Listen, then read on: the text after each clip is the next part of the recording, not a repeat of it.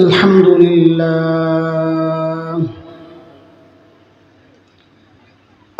لله وكفى وسلام على عباده الذين اصطفى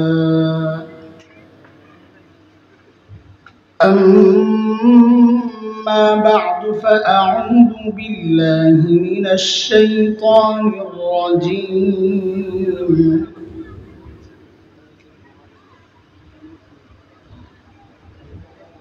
بسم الله الرحمن الرحيم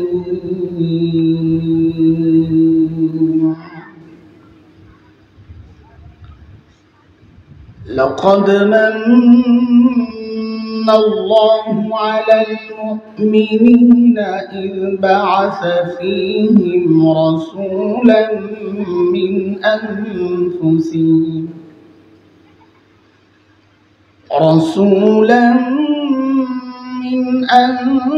أنفسهم يتلو عليهم آياته ويزكيهم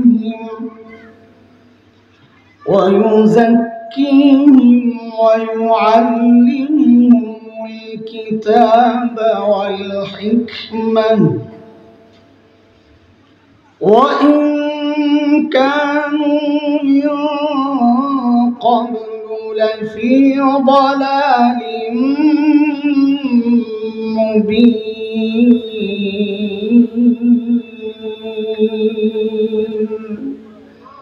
آمنت بالله صدق الله العلي العظيم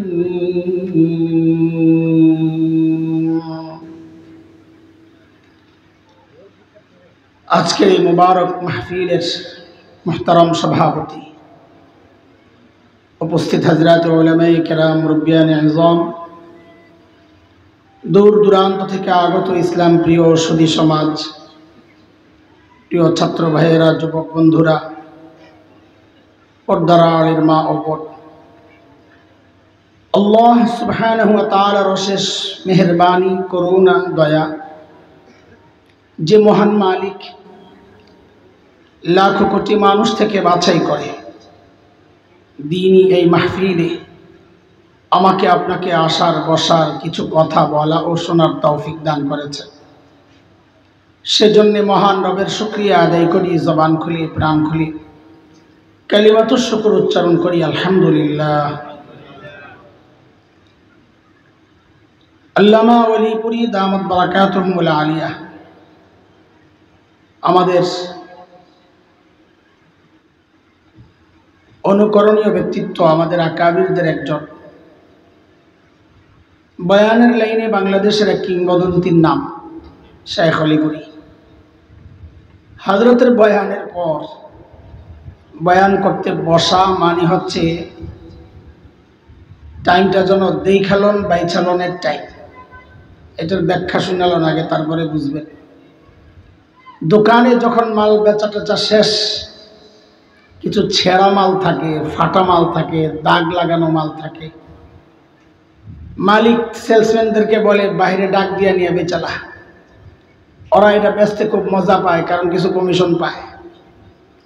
তো সবগুলোর একসাথে স্তূপ করে একটা ডাক দেয় দেখালন, পাশে একটাই কয় 100, বাইচালন 100। তো দোকানের আসল বেচা কিনা তো শেষ, এখন হলো দেখালন বাইচালনের টাইম। ঠিক আছে, আপনারা বসছেন, গরিব মানুষ, আমিও গরিব মানুষ। এই দেখালন বাইচালন থেকে 2-4টা দেখা বাইচা লইলো একেবারে ঠগে না মানুষ। একটু ছিঁড়াছুড়া থাকবে, সিলাই লইয়েন, তাহলে আসল মালের মতোই হইব ইনশাআল্লাহ তাআলা। ঠিক আছে না কথা? আমার সাথে কথা বলা লাগবে, বোবা মানুষের সাথে আমি কথা বলতে পারবো না। ঠিক আছে ইনশাআল্লাহ? হ্যাঁ, কথা কেন বলবেন এটাও জানেন, সব বুঝে বুঝে আগাবেন, উড়া দুরা মারতে পারুন না। এই বদরপুর দৌড়াই কি দিয়া? হাত দিয়া না পাও দিয়া? হ্যাঁ, সবাই কয় না, সন্দেহ আছে। কি দিয়া?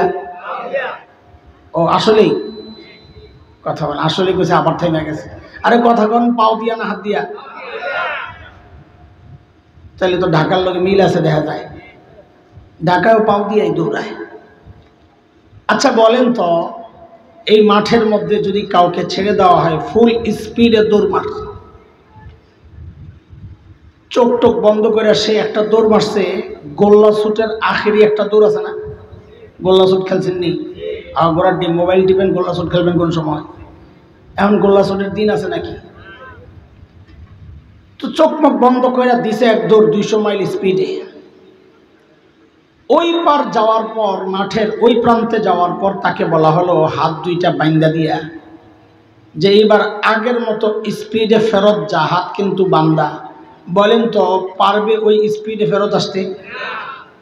কেন? আপনাকে বদরপুর তো দৌড়ায় পাও দিয়া, পাও তো বান্ধে নাই, বাঁধছে হাতে না, তো দৌড়ের স্পিড কমলো কেন? হাত দিয়ে তো দৌড়ায় না। তার মানে হইলো পাও যখন দৌড়ায় হাতের একটা ভূমিকা থাকে। কি ভূমিকা? হাতটার সাথে সাথে নড়ে চড়ে, নড়তেই হাতের হাত সাথে সাথে নড়ে চড়ে আর বলে পাওরে দোস্ত তুমি একা না, আমরাও তোমার সাথে আছি। এটা বললেই পাও চলার মধ্যে একটা গতি পায়। তো যারা বয়ান করেন তারা তো পায়ের ভূমিকাই রাখবেন, কিন্তু আপনারা যদি একটু হাতের ভূমিকা রেখে একটু লড়াচড়া না করেন তো বয়ান যারা করেন তাদের চলার গতিটা একটু ঢিলে হয়ে যাবে। এই জন্য একটু কথা বলা যাবে না ইনশাআল্লাহ তাআলা? মাশাআল্লাহ। হযরতের জন্য দোয়া করেন, আল্লাহ তাআলা যেন আমাদের হযরতকে সহি সালামতে আপন ঠিকানায় পৌঁছায় দেন। দোয়া করার জন্য তাকান লাগে না তো? দোয়া করার জন্য তাকান লাগে না, নিয়ত করলেই হয়। আচ্ছা তাকাইতে মনে চাইলে তাকান, চলে গেলে আর প্রত্যেকে তাকাইবেন, ঠিক না? শেষ হয়েছে নি? দেখা শেষ হয়েছে? আচ্ছা, গাড়ি দেখবেন না? মাশাআল্লাহ। আল্লাহ আমাদের এই বড়দের লম্বা নেক হায়াত দান করে, সুস্থতার সাথে আমরা যেন হযরতের লম্বা খেদমত, বাংলাদেশের মানুষ যেটা নিচ্ছে এটা যেন লম্বা সময় নিতে পারে। বলেন আমিন। আল্লাহ কবুল করেন। কুরআন আল কারীমের সূরাতু আলী ইমরানের একটা আয়াত আমি পড়েছি, 164 নম্বর আয়াত। এই আয়াতে ঢোকার আগে কিছু কথা জিজ্ঞেস করতে চাই আপনাদেরকে। আচ্ছা বলেন তো, আল্লাহ তাআলা আমাদের উপর কত দয়া করছে? কথা নাই? অসংখ্য, অনেক না। কি বলবেন? অসংখ্য আর অনেকের মধ্যে পার্থক্য আছে। অনেক শেষ হয়, অসংখ্য আল্লাহর নিয়ামত শেষ হয় মতো এরকম না, অসংখ্য অসংখ্য। আল্লাহ কোরআন আল কারীমের দুই জায়গা, সূরাতুন নাহল, সূরা ইব্রাহিমের মধ্যে এই কথাটা বলেছেন। আল্লাহ বলেন ওয়া ইন তাউদ্দু নি'মাতাল্লাহি লা তুহসুহা ইন্নাল ইনসানা লাযালুমুন কাফফার। আল্লাহ বলেন বান্দা তোমাকে এত এত নিয়ামত দিছি, যদি নিয়ামত গণ শেষ করতে পারবা না। আচ্ছা আমাকে দ্রুত যত জবাব দিবেন আমি কথা তত দ্রুত আমার জায়গা মতো বসতে পারবো, আমার একটু ভূমিকা সাজাইতে দেরি লাগবে আর কি। আচ্ছা বলেন তো, এই সব নিয়ামতগুলোর মর্যাদা মান এক না বড় ছোট আছে? আপনাকে যদি বলা হয় হয় তোমার কল্লাটা দিবা নয় হাতটা দিবা, কোনটা দিবেন? কল্লা দিবেন না। তার মানে আপনার কাছে কল্লার হাতের মূল্য এক না, বড় ছোট আছে না? এখন কোনটা বড় কোনটা ছোট বুঝবো কেমনে? আল্লাহর কোন নিয়ামত বড় কোন নিয়ামত ছোট? এর জন্য মুফাসসিররা কিছু মূল নীতি রেখেছেন। তার মধ্যে একটা মূল নীতি হল, যে সমস্ত নিয়ামতের ক্ষেত্রে আল্লাহ মান্না শব্দ ব্যবহার করেছেন, খোটা দেওয়া, মুফাসসিররা বলেন যেহেতু খোটা দেয় মানুষ বড়টার, ছোটটার খোটা দেয় না। ধরেন আপনি একজনকে 100 টাকা দিয়েছেন, তাকে আবার 1 লক্ষ টাকাও দিয়েছেন, যদি কোনোদিন খোটা দেন তো কি বলবেন? এই তোরেন একদিন 100 টাকা দিছিলাম, কোনটা কইবেন? হ্যাঁ 1 লক্ষ। তাইলে বোঝা গেল আল্লাহ যে সমস্ত নিয়ামতের বর্ণনা দেওয়ার ক্ষেত্রে ওই খোটার শব্দটা এনেছেন, মুফাসসিররা বলেন তাইলে বুঝতে হবে ওই নিয়ামতটা আল্লাহর দেওয়া অন্যতম একটা শ্রেষ্ঠ নিয়ামত। যেমন সূরা হুজুরাতের শেষ আয়াতের আগের আয়াতে একটা নিয়ামতের কথা আসছে। আল্লাহ বলেন ইয়ামুন্নুনা আলাইকা আন আসলামু কুল লা তামুন্নু আলাইয়া ইসলামাকুম বালিল্লাহু ইয়ামুন্নু আলাইকুম أن هداكم للإيمان إن كنتم صادقين আল্লাহ বলেন বান্দা আমি তোমাকে যত নিয়ামত দিছি তার মধ্যে ঈমানের নিয়ামতটা তোমার জন্য আমার পক্ষ থেকে একটা বড় নিয়ামত। আলহামদুলিল্লাহ বলনা না নিয়ত করছেন বাড়ি যাই একবারে পড়বেন, ওইটা হলে আমি আর কিছু কমতো না, তাহলে একবারই পড়েন। কে এখানে পড়বেন না বাড়িতে যায় পড়বেন? তো এখানে পড়লে জাগা মতো পড়েন, ঠিক আছে না? এমন আরেকটা নিয়ামত আল্লাহ বলেছেন, আমি শুরুতে যে আয়াত পড়েছি সূরা আলে ইমরান 164 আয়াত, ওই আয়াতে আল্লাহ আরেকটা বড় নিয়ামতের কথা বলেন। আল্লাহ বলেন لقد من الله على المؤمنين إذ بعث فيهم رسولا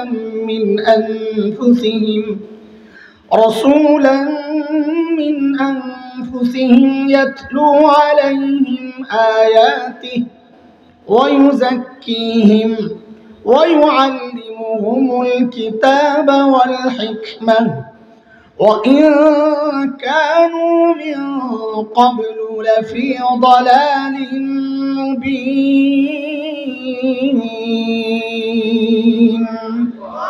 আল্লাহ বলেন বান্দা আমি যে আমার শ্রেষ্ঠ রসুলকে তোমাদের রসুল বানাইয়া পাঠাইছি, এটা আমার পক্ষ থেকে তোমাদের জন্য আরেকটা বড় নিয়ামত। আলহামদুলিল্লাহ বলেন না? জায়গা মতো পড়েন, যেটা যেখানে পড়া দরকার ওইটা ওখানে পড়ে। আল্লাহ বললেন রসুল আমাদের জন্য সবচেয়ে বড় নিয়ামতের একটা। কিন্তু আমি জানি কি না আমার রসুল কত বড় নিয়ামত? জানেন? জানেন না? জানলে কোন, জানলে কোন? জানেন? পুরোপুরি জানেন না। সাবাস, কৌশলী জবাব, মাশাআল্লাহ। যদি খালি কয় জানেন, যদি আবার হুজুর কয় জানলে আর কি আলোচনা করুন, ঠিক আছে সাদাকাল্লাহ। এই জন্য কয় পুরোপুরি জানি না, আপনি একটু কয়ে দেন। আমিও পুরোপুরি জানি না, ভাব লইতেছি আর কি একটা। রসুলকে আমরা পুরোপুরি চিনি না। আজকের এই ছোট্ট মজলিসে বিশেষ এক উদ্দেশ্যে আমরা কিছু সময় রসুলের পরিচয় দিব সাল্লাল্লাহু আলাইহি ওয়াসাল্লাম। পড়েন না একটু? এত কিপটা কেন আপনারা? ইয়া নবী সাল্লাল্লাহু আলাইহি ওয়াসাল্লাম টান না দিলে বুঝি আপনাকে সাল্লাল্লাহু আসে না? না কামজোর স্যার আড্ডি। আমার রসুলকে আমি চিনি, কিন্তু মনে রেখেন রসুলদের চেনা পরিচয় বলা এটা তো খুব মজার আলোচনা, তাই না? খুব ভাল লাগে, তাই না? হ্যাঁ আমি জানি, কিন্তু এইটাই আমার মাকসাদ না। মাকসাদ আরেক জায়গায়। বলে মানি কি? তো মানি বুঝেন। বাচ্চাদেরকে হসপিটাল নিয়ে গেলে আমি চাইলে দিবেন, হ্যাঁ না আমার মনোযোগ নষ্ট হবে। ডাক্তার যদি বুঝে তাকে ইঞ্জেকশন দেওয়া লাগবে, ধৈর্যই কিন্তু ইঞ্জেকশন দেয় না। বাচ্চার হাতে একটা চকলেট দেয়, বাচ্চারা চকলেটটা খায়, ডাক্তার আস্তে আস্তে ইঞ্জেকশন রেডি করে। যেই সময় হয় আস্তে জিজ্ঞেস করে, বাবা পিঁপড়ার কামড় খাইছো আঙ্কেল? তো পিচ্ছি একটা ভাবলো খাইছি, ব্যথা লাগে না? নাথিং। দেখো তো এমন কিনা, তো আস্তে ইঞ্জেকশনটা ঢুকাইয়া দেয়। এমন বাচ্চা আর কাঁদতে পারে না দুই কারণে। একটু আগে ভাব লইছিল, এখন কান্দে কেমনে। আরেকটা হলো চকলেটের ঘুষ, খাওয়ার ঘুষ বড় মারাত্মক ঘুষ, দাঁত খিচ্ছে বয়ে যায়, কাঁদতে পারে না। তা আমিও আপনাদের শুরুতে নবীর জিন্দেগি, নবীর পরিচয় দিব যে মনে করবেন আমি চকলেট খাওয়াইতেছি। আমার সময় যখন হবে আমি আস্তে করে ইঞ্জেকশনটা ঢুকিয়ে দেবো ইনশাআল্লাহ। ঠিক আছে? কথার লাইন বুঝতেছেন তো নাকি? চলে। আল্লাহ আমাদের হযরত আলী বুরী দামাত বরকাতুহুল আলিয়া সময়ের একটা ভয়ঙ্কর ফিতনা নিয়ে আপনাদের সামনে আলোচনা করেছেন। আমি আয়াত শুনতে গেছি, তো আমরা তো দোকানদার, দোকানের সামনে কিছু মাল দেখলে বুঝি ভিতরে কি কি আইটেম আছে, বুঝে আসছে না? তা আমিও আরেকটা ভয়ঙ্কর ফিতনা নিয়ে আপনাদের সামনে সংক্ষেপে কিছু কথা বলতে চাই ইনশাআল্লাহ। আমার নবীকে চেনার জন্য আমি শুরুতে একটা উদাহরণ দেব। এইটা যে যত বুঝবেন নবী চেনা তত সহজ হবে ইনশাআল্লাহ। একজন বাবা ঢাকায়া ঢাকায় কেন বললাম? বাবার তো অভাব নাই, আপনারও তো বাবা। আমার বলতে একটু সহজ হয় আর কি। অডেল সম্পদের মালিক। অডেল তো বুঝেন, যার মালের কোনো হিসাব নাই। বলেন তো, এই অনেক টাকাওয়ালা বেড়া নরম হইব না গরম হইব? টাকার একটা গরম আছে না? কথা বলেন না? হ্যাঁ, গরম দেখায় না খালি হারুন ভাই একমত এত টেহা হইলে আমি যে কি গরম দেখাইতাম। আল্লাহ সুবহানাল্লাহ, দেখাননি গরম? আল্লাহ আল্লাহ কবুল করে। ওই বাবার একটা সন্তান। আচ্ছা, ধনী বাবার যদি একটা বাচ্চা থাকে, বাচ্চা এবং বাবার অবস্থা কি, নরম না গরম? কথা কয়। ঘটনাক্রমে ওই বাচ্চাটাও মেয়ে আর বাবার সম্পর্কটা একটু আহ্লাদি হয়, গরমটা আরেকটু বেশি। আবার ওই মেয়েটা খুবই সুন্দরী। এইবার কন্ত বাপের গরমের কি অবস্থা। আমি ওই বাপের নাম দিছি 440 বাবা। 440 লাইন আছে না? বাপরে বাপ, ধরা যায় না, ছোঁয়া যায় না, কাছে যাওয়া যায় না। পোলাবেন শেষ পর্যন্ত আমাকে জবাবে বলা লাগবে কোন বাবা। সবাই বলেন কোন বাবা? হ্যাঁ, গরম। ওই বাবার ওই মেয়ে বিয়ের উপযুক্ত হয়েছে। তো বিয়ার উপযুক্ত হইলে প্রস্তাব আসবে না? এমন মাইয়া হইলে তো কথা নাই। এক বাপের এক মাইয়া, ধনী বাবা, বিয়া করলেই তো আমি ধনী, অটো সিস্টেম। তা এক লোক আসছে এক ছেলের প্রস্তাব লয়া। ওই ঢাকায় বাবা, কিন্তু মনে রেখেন। তো আসছে, বাপ জিজ্ঞেস করতেছে আপনি কেঠা? একটা ভালো পোলা ছিল, আপনার মাইয়ার লিগা প্রস্তাব লিয়ে আইছি। তো মাইয়ার বাপ জিগায় আপনি কেঠা? আমি পোলার খালু ওহি। ওহি বুঝেন তো? ঢাকায়রা হই রে কয় ওহি। আমি পোলার খালু ওহি। যেই না খালি কইছে আমি পোলার খালু ওহি, মাইয়ার বাপ এমন খেপা খেপছে, কারণ বাপ তো খেপবই। গরম না কোন বাপ জানি? 440 সাবাস। এমন খেপা খেপছে, বেড়ারে মারছে ঝাড়ি। হাই মিয়া, খালু হয়েছে প্রস্তাব লিয়া মিয়া, আমার মাইয়ার কোনো দাম নাই নি। তো বেড়ায় তো ডরাই মরে আসাস ভাই, তো কেঠাইব। তো পোলার বাপ পাঠান মিয়া, খালু হয়েছে প্রস্তাব লিয়া। তখন খালু কয় ভাই চেতেন খেলা কইলি তো হয়। বাইতে গেছে যা, পোলার বাপরে কয় বাইরে ভাই তোমার পুতের লেগে বিয়ার প্রস্তাব লিয়া গেছিলাম। আরে বাপরে বাপ, যেই গরমের গরম 440 বাপ, তোমার পোলার প্রস্তাব লিয়া তুমি যাও। বাপ আইছে, পোলার বাপ আইছে। ও আপনি ওই পোলার বাপ কালকে আইছিল? হ্যাঁ। আপনার নাম কি? বউর নাম কি? বাপের নাম, মায়ের নাম, পোলার নাম। পোলা দেখতে কেমন, হাইট কেমন, কালার কেমন, বন্ধু বান্ধব কারা, সব খবর লিছে। বুঝছেন কথা? কথা বুঝতেছেন আমার? সব খবর টবর লিয়া পোলা তো পছন্দ হয়ে গেছে। পোলা পছন্দ হয়েছে। আচ্ছা, এবার আপনারা বলেন, এই যে বাবা যার সম্পদের অভাব নাই, এই মেয়েকে বিদায় দেওয়ার সময় যার সব খবর টবর লইছে, পছন্দ হওয়ার পর এইবার বলেন তো, যদি শাড়ি দেয় বাবা, কম দামি দিবে না দামিটা? কেমন দামি? বেশি দামি। কেন? কারণ তার টাকার অভাব নাই, খরচেরও এই মেয়ে ছাড়া আর জায়গা নাই। তো বাজার থেকে শাড়ি কিনে তো সেরাটা, গয়না কিনে তো সেরাটা, প্রসাধনী কিনে তো সেরাটা, যা দেয় সব সেরা সেরা জিনিস দিয়া সাজায়া তারপরে মেয়েরে বিদায় দিবে। এমনটাই তো হওয়ার কথা, নাকি বলেন? এখান থেকে বুঝতে থাকেন, আস্তে আস্তে ঢুকতেছি। দোস্ত, একজন বাবা তার মেয়েকে যতটা ভালোবাসে, আল্লাহ সুবহানাহু ওয়া তাআলা তার প্রিয় হাবিব সাল্লাল্লাহু আলাইহি ওয়াসাল্লামকে তার চেয়ে 1000 কোটি গুণ বেশি ভালোবাসে।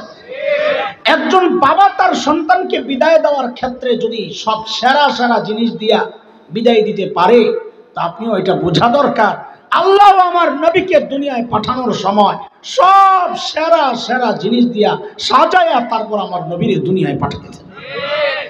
কি দিছেন সেরা?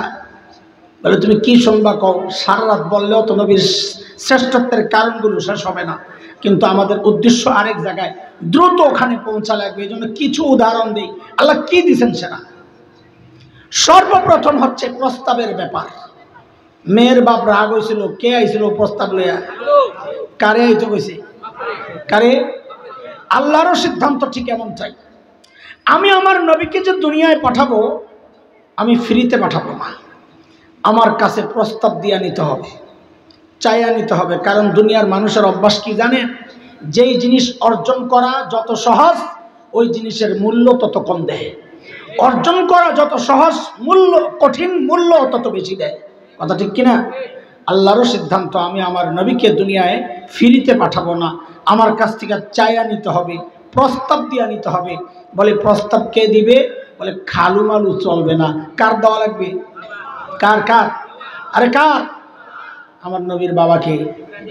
মাশাআল্লাহ। মিল্লাতা আবিকুম ইব্রাহিম হুয়া সাম্মাকুমুল মুসলিমিন।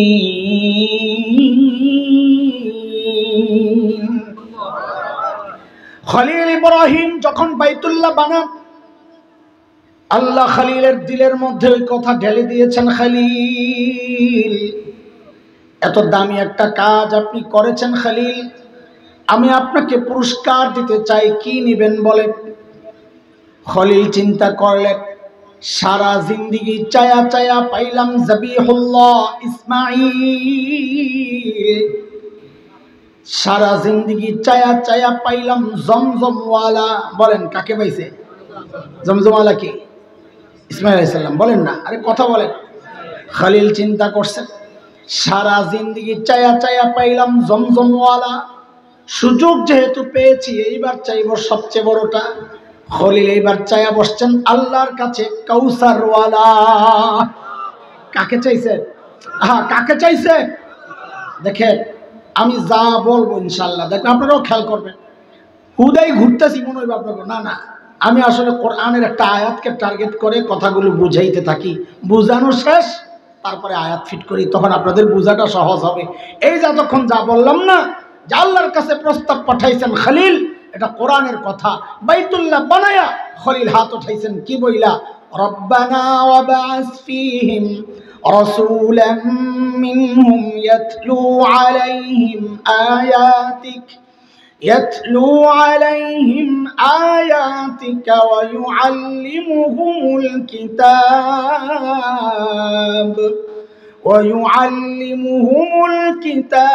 والحكمة ويزكيهم إنك أنت العزيز الحكيم। الله بيت الله তো বানালাম, এখন আবাদ করার জন্য শ্রেষ্ঠ রসুল লাগবে। আল্লাহ শ্রেষ্ঠ রসুল চাই। বলেন প্রস্তাব পাঠাইলেন কে? আমি যেমনি বলি ওইভাবে বলেন তো শুনতে মজা লাগবে। বলেন খলিলুল্লাহ। বলেন প্রস্তাব পাঠাইলেন কে? প্রস্তাবের মধ্যে আমিন বলছেন, আমিন বইলা সুপারিশ লাগায়া দিছেন জবিহুল্লাহ। জবিহুল্লাহ কে? মাশাআল্লাহ, এই যে আপনারা জানেন অর্ধেক কথা। তা আবার বলেন তো প্রস্তাব পাঠাইলেন কে? সুপারিশ করলেন কে? জবিহুল্লাহ। বলেন কে? যেই অফিসে বসে বসে কারবার চলছে, অফিসের নাম হইল বাইতুল্লাহ। অফিসের নাম কি? তা আবার বলেন তো প্রস্তাব পাঠাইলেন কে? সুপারিশ করলেন কে? অফিসের নাম কি?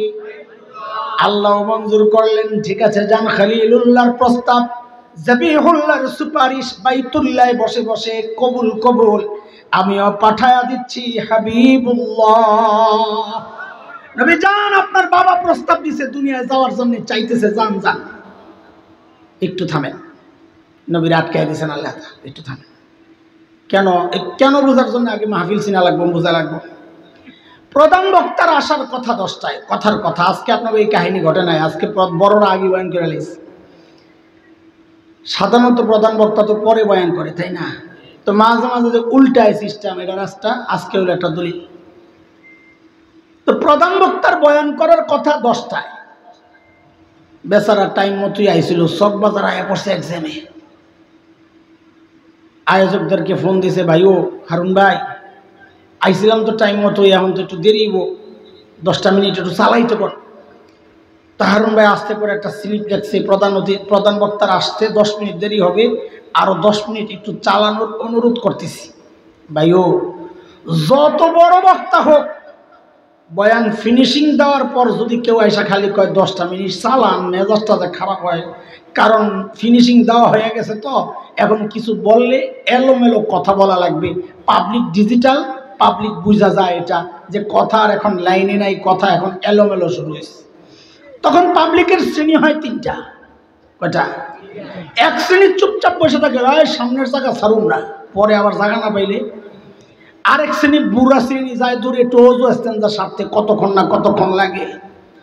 আরেক শ্রেণী হয় একটু পোলাবাইন টাইপের, দূরে যায় শয়তানের লেঞ্জা টানে, খারে খারে আই বনি রে, কয় আই তো পারে, হুজুর গো ঠিক ঠিকানা নাই, বইয়া বয়া খারে খারে আলাপ করে, আরে কথা কর না। এর মধ্যে প্রধান বক্তা মেসেজ পাঠাইছে, ভাই মাইকের আওয়াজ পাইতাছি। আরে বক্তারা টাইম মতো আসলে আয়োজকদের কলিজায় পানি আসে। তাড়াতাড়ি পাঠাইছে, তাড়াতাড়ি যা একটা স্লোগান দে। কেন? ওই মাহফিলটা এলোমেলো হয়ে গেছে না, এটার একটু জমানের লিগা। তো স্লোগানটা কে দিবে? যিনি আগে বয়ান করতেছেন তিনি দেওয়াটাই ভালো, কারণ তিনি তো কোরআন হাদিসের আলোচনা করতেছেন। তার বয়ান থামাইয়া, কোরআন হাদিসের আলোচনা থামাইয়া আরেকজন স্লোগান দিবে, এটা অসুন্দর, তাকেও খাটো করা হয়, ছোট করা হয়। তো সবচেয়ে ভালো হয় আগে যিনি বয়ান করতেছেন তাকে যদি বলা হয় হুজুর একটা স্লোগান, বা হুজুর নিজে যদি কয়েকটা স্লোগান দেই, হ্যাঁ অমুকের আগমন শুভেচ্ছা স্বাগতম, প্রধান অতিথির আগমন শুভেচ্ছা স্বাগতম। তো মানুষ সব দৌড়ায় আয়া পড়ছে হলিপুরি সব আয়া পড়ছে, সব দৌড়ায় আইসা মজমা জমা হয়। এরকমই তো হয় নাকি? কথা কর না। আল্লাহ আমার নবীর আটকায় দিয়েছেন, রাখেন যায়েন না কেন? আপনি প্রধান অতিথি মজমার, আপনি প্রধান আলোচক, প্রধান বক্তা, প্রধান মেহমান। মাহফিলটা একটু এলোমেলো হয়ে রয়েছে, আমি একটা স্লোগান দেওয়া এলুই, মাহফিলটারে জমা এলুই, এরপরে যা কয় স্লোগান কে দিবে? বলে আগের বক্তা। হিসাব তো এটাই, মনে আছে না কথা? কে দিবে স্লোগান? আগের বক্তা। আগের বক্তা কে? আগের বক্তা বলে খলিলুল্লাহ। আমার নবীর আগের বক্তা কে? হযরতে ঈসা আলাইহিস সালাম। শাবাশ, মাশাআল্লাহ। আল্লাহ তাআলা ওই হযরতে ঈসাকে বলতেছেন, নবী ঈসা আপনার পরেই তো প্রধান বক্তা আসতেছে, মাহফিলটা একটা এলোমেলো, আপনি একটা স্লোগান দেন। তো হযরতে ঈসা স্লোগান ধরছেন। কোরআনে এটা আল্লাহ আনছেন কোন জায়গায়? 28 নম্বর পারা, সূরাতুস সফ, আয়াত নম্বর 6। আমি আগেই বলেছি কাহিনী কইরে টইরে আয়াত ফিট করুন। তো হযরতে ঈসা স্লোগান ধরছেন, কি বলে? আল্লাহ বলতেছেন, وَإِذْ قَالَ عِيسَى ابْنُ مَرْيَمَ يَا بَنِي إِسْرَائِيلَ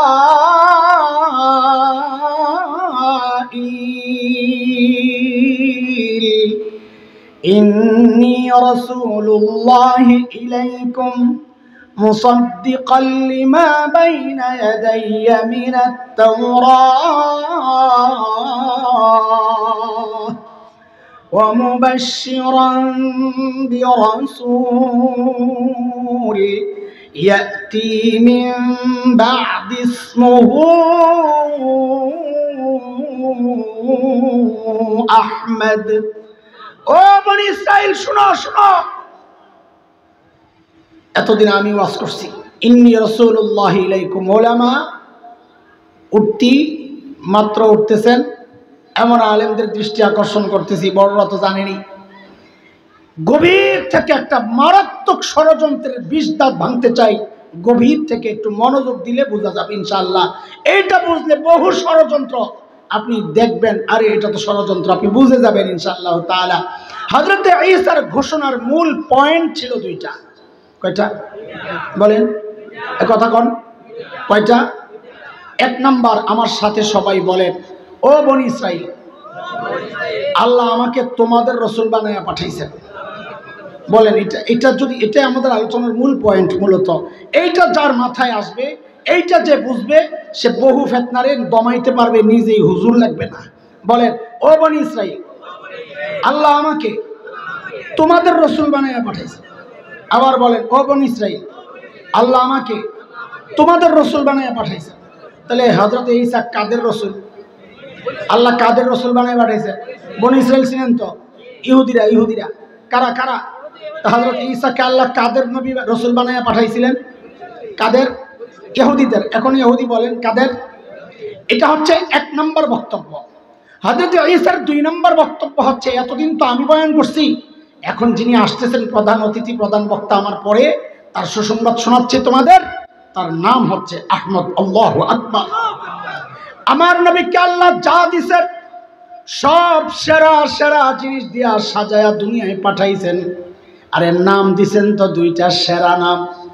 আমার নবীর এক নাম আহমদ, আরেক নাম মুহাম্মদ।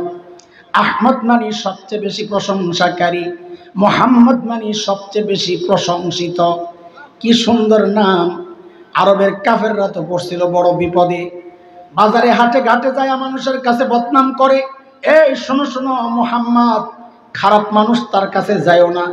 পাবলিক বলে মুহাম্মদ যিনি সবচেয়ে বেশি প্রশংসিত তিনি আবার খারাপ হয় কেমনি? লাগছেনি বেজার? আরে লাগছেনি বেজার? মিটিং বসে, রে এই নামে তো বদনাম করা যাবে না। অফিসের দলীয় অফিসে মিটিং বসছে, কয় কি করা যায়? কয় নাম পাল্টা। কি নাম দেওয়া যায়? বাংলাদেশের মুরগি চোরাই যদি থাকতো তো কই তো তেঁতুল হুজুর দিয়ালা, কিন্তু হয়তো ছিল না আর কপাল। তো ওই জায়গার ওই সময়ের যারা মুরগি চোরা ছিল পান্ডারা নতুন নাম দিছে মুহাম্মদের জায়গায় মুজাম্মাম। নাউযুবিল্লাহি মিন যালিক। কি নাম দিছে? মুজাম্মাম মানে সবচেয়ে বেশি নিন্দিত। কহ এটা ঠিক আছে।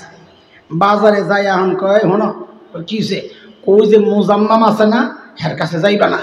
পাবলিক 40 বছর চিনছে একবারের নাম, একজনের নাম মুহাম্মদ, এখন নাম পাল্টাইছে যে মুজাম্মাম। কয় পাবলিক কয় মুজাম্মাম কেটা চিনলাম না তো, লাগছিনি ভেজাল। আল্লাহু আকবার। আরে তুমি সারা জিন্দেগি বদনাম করবা, দিন শেষে জিজ্ঞেস করা হবে তুমি কার বদনাম করতেছ? বলে যিনি সবচেয়ে বেশি প্রশংসিত তার। তোর কি মাথা নষ্ট হয়েছে রে? আল্লাহ আমার নবীর আল্লাহ যা দিয়েছেন সব কি? আরে কথা কর না, সব কি? সেরা কি দিছেন? আমি যদি সত্যি, আমি তো কম জানা মানুষ, এই যদ্দূর জানি এটা যদি বলি কয় রাত যাবে আল্লাহ জানে। কিন্তু আমার মাকসাদ এটা, আমার তো আরেক জায়গায় যাইতে হবে। আরেক জায়গায় মানে আরেক বয়ানে না, মানে বয়ানেরই আরেক জায়গায় যাইতে হবে। মূল পয়েন্ট তো রয়ে গেছে আরেক জায়গায়। আমি তো ঘুরতেছি অন্য জায়গায়, খাওয়াইতেছি চকলেট। মনে আছে তো? মনে আছে তো? আসলে তো চকলেট খাওয়ার মাকসাদ না, আসলে কি? ইনজেকশন দাও, তাড়াতাড়ি এনে যাইতে হবে, নাহলে হাসপাতাল বন্ধ হয়ে গেলে পরে আরেক মুসিবতে পড়বে। আল্লাহ যা দিছেন তো সব সেরা। আরে কিতাব দিছেন তো সেরা, উম্মত দিছেন তো সেরা, বন্ধু দিছেন তো সেরা, আরে চেহারা দিছেন তো সেরা। হযরত ইউসুফ ছিলেন ফর্সা, আর আমার নবীর যা দিছেন সব সেরা। চোখের দিকে তাকাইলে মনে হতো এর চেয়ে সুন্দর চোখ আর হইতে পারে না। নাকের দিকে তাকালে মনে হতো এর চেয়ে সুন্দর নাক আর হইতে পারে না। কানের দিকে তাকালে মনে হতো এর চেয়ে সুন্দর কান আর হইতে পারে না। এই জন্যই তো কবি হাসান ইবনে সাবিত আমার নবীর চেহারার সৌন্দর্যে মুগ্ধ হইয়া কবিতা লিখতেছেন। কি বলে? ওয়া আহসানু মিনকা লাম তারা কাত্তু আইনি ওয়া আজমালু মিনকা লাম তালিদিন নিসা خلقت مبرأ من كل عيب كأنك قد خلقت كما تشاء। চিৎকার করে বলেন না আল্লাহু আকবার। ওগো নবী আপনার দিকে তাকাইলে মনে হয় এই চোখ আপনার চেয়ে সুন্দর কোনোদিন কাউরে দেখে নাই, আপনার চেয়ে সুন্দর কোনো মা কাউকে জন্ম দেন নাই।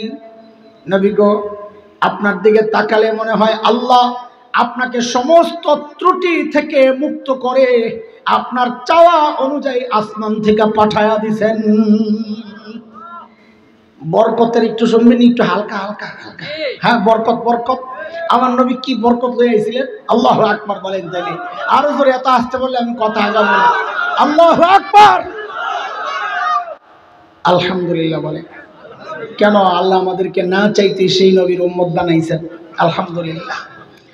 হযরত আমিনা পেটে বাচ্চা, নিজেই বলেন জমজম কুয়ার কাছে যখন যাইতাম, এক পোলা পানি আগে যাই না লই, কুয়ার পানি কই থাকে উপরে না নিচে? জানো তাইলে না? কলিকালের পোলা পানি তো নাও জানতারে লেগে জিগাইলাম। হযরত আমিনা বলেন আমার দুলাল আমার পেটে, আমি যখন জমজমের কিনারায় যাই আমি লক্ষ্য করি আমি কাছে গেলে পানিগুলো আস্তে করে উপরের দিকে উঠে যায়। আমি পানি নিয়ে সরলি পানি আবার জায়গায় চলে যায়।